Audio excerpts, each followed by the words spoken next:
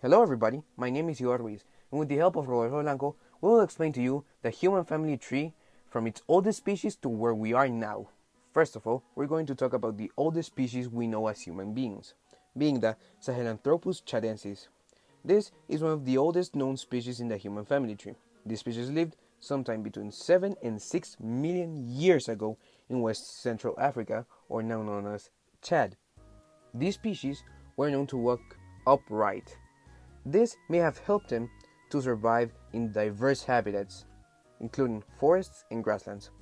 Studies so far show these species had a combination of ape-like and human-like features. The first Ardipithecus we're going to be talking about is the Ardipithecus ramidus. This type of Ardipithecus was rumored to live about 4.4 million years ago in eastern Africa, that is now known as Middle Awash, Angola, and Ethiopia. These individuals were most likely omnivores. Apart from that, some scientists found bones. These bones were nicknamed Ardi. The pelvis reconstructed from a crushed specimen is said to show adaptations that combine tree climbing and bipedal activity. Now we will talk about the other Ardipithecus species, called Ardipithecus cadaba. The Ardipithecus cadaba was rumored to live between 4.8 and 5.2 million years ago. It lived in eastern Africa, that's now Middle Awash Valley, and Ethiopia. The Ardipithecus cadaba was a bipedal, probably similar in body and brain size to a modern chimpanzee, and had canines that resembled those in later hominins. Apart from that, these species lived eating mostly fruit and soft leaves like chimpanzees. Now that we're done with our Ardipithecus species, we're gonna talk about the Australopithecus. Our first Australopithecus touching the board is the Australopithecus afarensis. The Australopithecus afarensis were known to live in Eastern Africa, where known as Ethiopia, Kenya, and Tanzania. They lived about between 3.85 and 2.95 million years ago. This species survived for more than 900,000 years, which is over 4 times as long as our own species has been around. Similar to chimpanzees, where the afarensis children grew rapidly after birth and reached adulthood earlier than modern humans. Now we're going to talk about the Australopithecus africanus. The Australopithecus africanus lived about 3.3 to 2.1 million years ago. They lived in southern Africa, and they were anatomically similar to the Australopithecus afarensis, with a combination of human-like and ape-like features. Australopithecus africanus had a rounder cranium housing a larger brain and smaller teeth, but also had some ape-like features including relatively long arms and a strongly sloping face that just out from underneath the brain case with a pronounced jaw. Now, for the final species of the Australopithecus family, we're going to talk about the Australopithecus anamensis. Now, the Australopithecus anamensis lived about 4.2 to 3.8 million years ago in eastern Africa, now known as Lake Turkana, Kenya, Middle Awash, and Ethiopia. The Australopithecus anamensis has a combination of traits found in both apes and humans. The end of the tibia shows an expanded area of the bone and a human-like orientation of the ankle joint, indicative of a regular bipedal walking. Now we will talk about the Paranthropus robustus. The Paranthropus robustus lived about from 1.8 to 1.2 million years ago in southern Africa. The Paranthropus robustus is an example of a robust Australopithecine.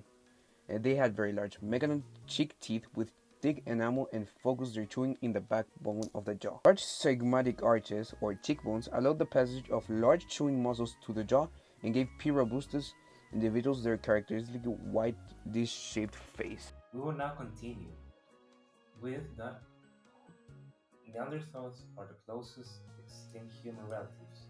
Some defining features of their skull include the large middle part of the face, angled cheekbones, and huge nose for humidifying and warming cold, dry air. Their bodies were shorter and stockier than ours, another adapting to living in the cold environments, but their brains were just as large as ours, and often even larger, proportional to their brainer bodies. They used to live near Europe and southwestern to Central Asia around 4,000 and 40,000 years ago. After that, we'll have the Homo heidelbergensis that lived in Europe and possibly Asia and Africa about 7,000 to 2,000 years ago. They were a early human species and had very large broad, rich, and large brain case, and flatter faces than older early human species. It was first early human species to live in colder climate.